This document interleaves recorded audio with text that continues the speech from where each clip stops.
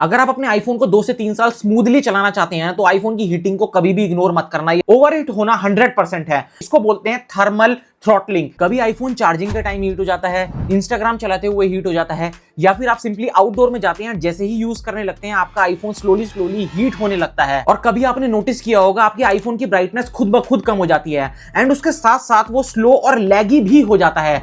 ये सब नॉर्मल नहीं है, ये एक वार्निंग साइन है। आपके आईफोन की जो बैटरी होती है ना, वो लिथियम आयन बैटरी होती है। जब आप उसको चार्ज करते हैं फोन को या फिर आप उसको यूज करने लगते हैं तो एनर्जी का कुछ पार्ट जो होता है वो हीट में वेस्ट हो जाता है। नॉर्मल हीट ठीक है, एक्सेसिव हीट बैटरी के अंदर केमिकल रिएक्शंस डिस्टर्ब कर देता है, जिसकी वजह से आपकी बैटरी स्लोली डिग्रेड होती रहती है। और इसका लॉन्ग टर्म साइन आपको देखने को मिलता है जब आपका फोन स्लो हो जाता है, ब्राइटनेस ऑटोमेटिकली कम हो जाती है एंड इसके साथ साथ बहुत सारे इश्यूज क्रिएट होने लगते हैं। तो आज मैं आपको बताऊंगा real fixes and real reasons with scientific logic and Apple के फॉर्यूम्स के सपोर्ट के साथ। आपको लगता है कि आपका आईफोन बंद पड़ा है, लेकिन वो बैकग्राउंड में बहुत सारे टास्क फेच करता रहता है, जैसे कि लोकेशन सर्विसेज, आईक्लाउड को सिंक करना, या फिर आप एक गूगल मैप्स चला रहे हैं उसको लोकेशन सर्विसेज के साथ साथ फेच करना। ये सब काम करता है सीपीयू। जितना ज्यादा सीपीयू काम करेगा या जीपीयू काम करेगा उतना ज्यादा आपका फोन हीट जनरेट करेगा। अब इसको फिक्स करने के लिए आपको सिंपली बैकग्राउंड ऐप रिफ्रेशमेंट्स को ऑफ कर देना है अननेसेसरीली। जब आपका आईफोन बंद रहे फिर भी वो बैकग्राउंड एप्लीकेशंस को रिफ्रेश ना करता रहे, इसके लिए आपको सिंपली सेटिंग्स में जाना है। सेटिंग्स में जाने के बाद जनरल में जाना है। जनरल में जाने के बाद आप स्क्रॉल करेंगे, यहां पर देखिएगा बैकग्राउंड ऐप रिफ्रेशमेंट। मैंने यहां पर इसको ऑफ कर रखा है। अगर आप नीचे पढ़ेंगे तो यहां पर लिखा हुआ भी है allow apps to refresh their content, इतना है, ठीक है। Turning off apps may help to preserve the battery life, और इसके साथ साथ बैटरी लाइफ तो बचेगी, आपका आईफोन हीट होने से भी बचेगा। आउटडोर में ना आईफोन आपकी ब्राइटनेस को फुल कर देता है, और जैसे ही ब्राइटनेस फुल होती है तो आपके आईफोन की डिस्प्ले जो होती है वो फुल लोड पे चलती है एंड बैटरी से बहुत ज्यादा पावर कंज्यूम करने लगती है। अब इसके साथ साथ अगर आप एक वीडियो शूट करने लगते हैं या फोटोज क्लिक करने लगते हैं या फिर कोई गूगल मैप्स में लोकेशन फेच करने लगते हैं तो आपका प्रोसेसर और सीपीयू भी फुल पावर पे काम करता है। यकीन मानिए डिस्प्ले भी फुल पे है एंड यहां पर आपका प्रोसेसर भी फुल पे है। इसका मतलब है कि दोनों फुल पावर कंज्यूम कर रहे हैं बैटरी के अंदर से। ओवरहीट होना 100% है। अब इसको एक रियल लाइफ एग्जांपल से समझते हैं। आप मान लीजिए कार में बैठे हैं एंड आपकी आईफोन की ब्राइटनेस जो है वो ऑटोमेटिकली मैक्सिमम पे हो जाती है, आपने देखा होगा। एंड जैसे ही आप एक गूगल मैप यूज करने लगते हैं एंड थोड़ी देर बाद आप देखते होंगे आपके आईफोन की ब्राइटनेस ना ऑटोमेटिकली कम हो जाती है और आपका आईफोन भी लैगी फील होने लग जाता है, प्लस आपका आईफोन हीट करने लग जाता है।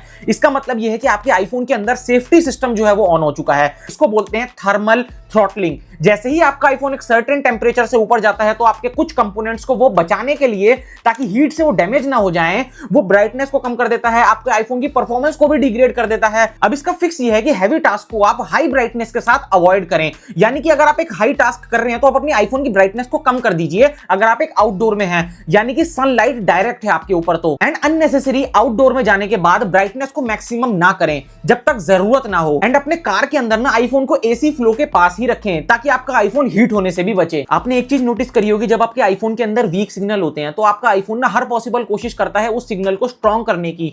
इसकी वजह से आपका आईफोन जो होता है वो नॉर्मल से ज्यादा हीट होने लगता है। ये आपने कॉमनली नोटिस किया होगा जब आप लिफ्ट में होते हैं, बेसमेंट में होते हैं या फिर कहीं ट्रैवल कर रहे होते हैं। लो सिग्नल एरिया में अगर आपको आईफोन का यूज नहीं है तो आप उसको एयरप्लेन मोड पे लगा सकते हैं एंड वाईफाई में सिंपली आप सारी चीजें कर सकते हैं। इससे अननेसेसरी बैटरी ड्रेन नहीं होगी एंड हीट होने से भी बचेगा। सबसे बड़ी गलती जो लोग करते हैं, लो पावर मोड ऑन रखेंगे पूरे दिन और हाई इंटेंसिटी वाले काम करते रहेंगे, जैसे कि वो पूरे दिन फोटोज क्लिक करेंगे, वीडियो शूट करेंगे, गेम खेलेंगे और साथ के साथ गूगल मैप्स भी रन करेंगे या फिर वो वीडियो कॉल करेंगे। अब जब आप लो पावर मोड ऑन करते हैं ना तो पहले आपका आईफोन जो होता है वो आपके डिस्प्ले को 60 हर्ट्ज पे लेकर आ जाता है, अगर वो 120 हर्ट्ज की डिस्प्ले है।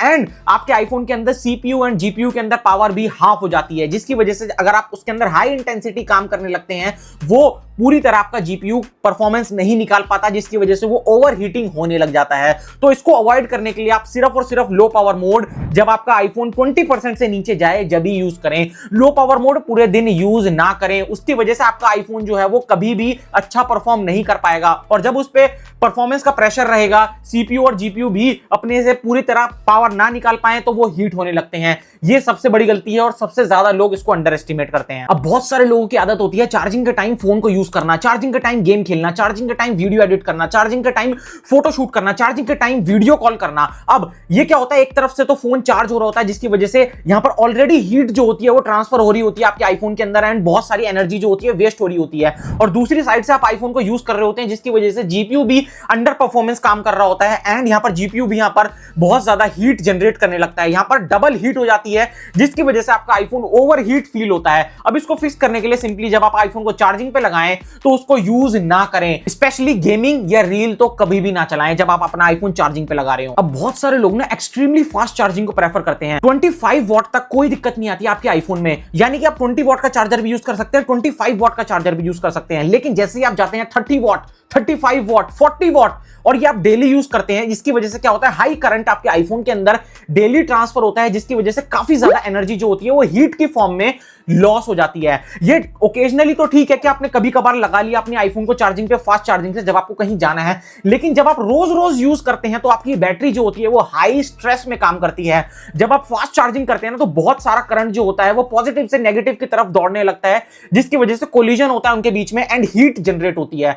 अगर आप स्लो चार्जिंग करते हैं तो वो करंट धीरे धीरे जाता है जिसकी वजह से कोलिजन होने के चांसेस कम है। या आप ऐसे मानिए एक रोड है उस पर आप बहुत तेज ट्रैफिक दौड़ा रहे हैं जिसकी वजह से क्या है कि ट्रैफिक कोलाइड होता है एंड हीट जनरेट होती है, और एक वही रोड है उस पर आप स्लो चार्जिंग करते हैं तो ट्रैफिक खुले होकर चलता है, धीरे धीरे चलता है तो हीट कम जनरेट होती है। तो ओकेजनली फास्ट चार्जिंग ठीक है लेकिन आप डेली इसको यूज ना करें। अब गर्मियों के टाइम ना बहुत सारे लोग ना डायरेक्ट सनलाइट के अंदर और हैवी कवर लगा के अपने आईफोन को यूज करते हैं जिसकी वजह से मैंने आपको पहले ही 2 रीजन बता रखे हैं, आपकी ब्राइटनेस ऑटोमेटिकली फुल हो जाती है, आप कोई भी टास्क कर रहे होते हैं वो आईफोन को ओवरहीट कर देती है। तो इसको फिक्स करने के लिए आप हैवी कवर्स को अवॉइड कर सकते हैं अगर आपको डायरेक्ट सनलाइट के अंदर अपने आईफोन को यूज करना है, प्लस ब्राइटनेस को भी कम कर सकते हैं जिससे कि आपके आईफोन को स्ट्रेस कम होगा एंड वो कम बैटरी हीट करेगा। अब अगर आपका आईफोन ऑलरेडी बहुत ज्यादा हीट हो रहा है ना तो ये सिर्फ आपको 3 काम करने हैं जिसकी वजह से उसकी हीटिंग रुक जाएगी। सबसे पहला काम, उसको चार्जिंग पे से हटा दो। दूसरा काम, उसके अंदर कोई हैवी कवर लगा हुआ है तो वो भी हटा दो। एंड तीसरा काम, सारी हैवी एप्स को क्लोज कर दो एंड आईफोन को थोड़ी देर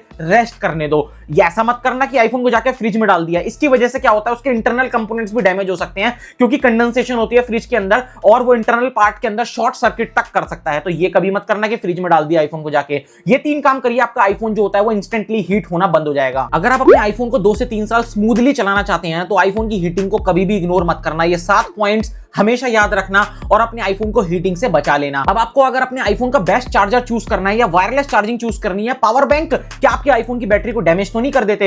यहां पर एक वीडियो आ रही होगी जिसका नाम है अल्टीमेट आईफोन चार्जिंग गाइड। ये सच में आपकी बहुत ज्यादा हेल्प करने वाली है विद रियल साइंटिफिक रीजन। आप जाके इस वीडियो को जरूर देखिए। तो see you soon in next video.